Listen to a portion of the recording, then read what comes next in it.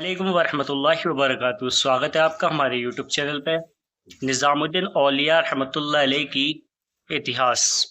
ہندوستان کے شہر دلی میں کئی پیروں، فقیروں اور مذہبی عالمی کی آمد ہوئی، جنہوں نے ہندوستان کے لوگوں کو خدا کی عبادت کے ساتھ نیکی اور آپسی وفاداری بنائے رکھنے کی شکشا دی۔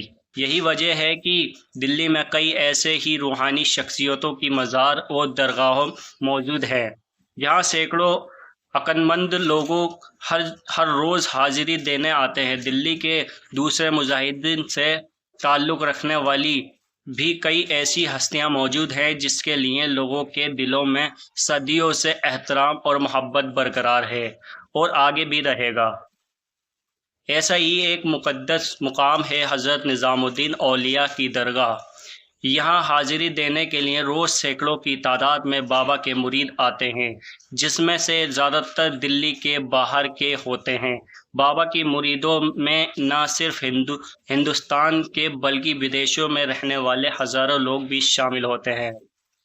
حضرت نظام الدین اولیاء کا پورا نام حضرت خواجہ سید محمد نظام الدین اولیاء ہے، جن کی پیدائش کب ہوئی اس کے بارے میں لوگوں کی رائے ایک جیسی نہیں ہے۔ ایسا مانا جاتا ہے کہ نظام الدین اولیاء کا جنم 19 اکتوبر سن 1238 کو بدایوں میں ہوا تھا، جبکہ کچھ لوگوں کا ماننا ہے کہ ان کا جنم سن 1233 کو تتھا کچھ کا ماننا ہے 1236 کو ہوا تھا، جن کے والد کا نام حضرت سید احمد بخاری تھا۔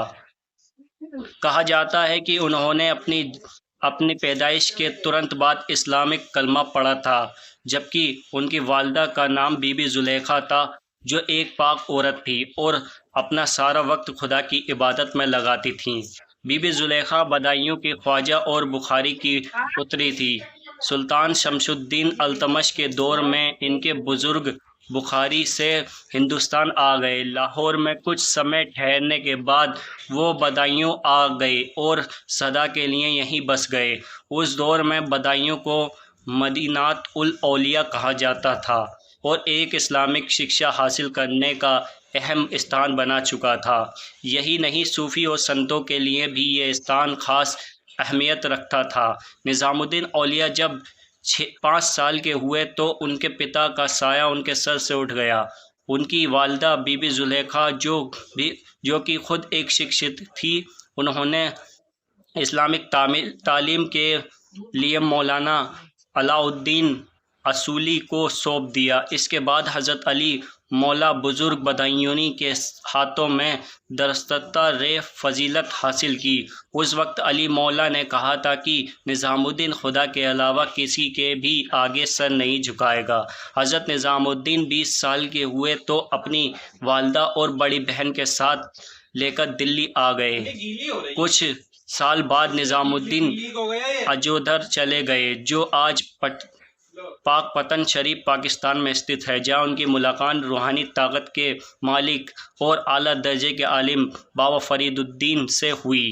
بابا فرید الدین نے ضروری شکشا دینے کے انہیں ایک خلافت نامہ دیا اور دلی جانے کے لیے کہا۔ نظام الدین اولیاء واپس آ گئے اور اپنے آخری وقت تک دلی میں رہ کر خدا کی عبادت و لوگوں کی خدمت کرتے رہے۔ ہماری ویڈیو پسند آئی تو چینل کو ضرور سبسکرائب کریں۔ السلام علیکم۔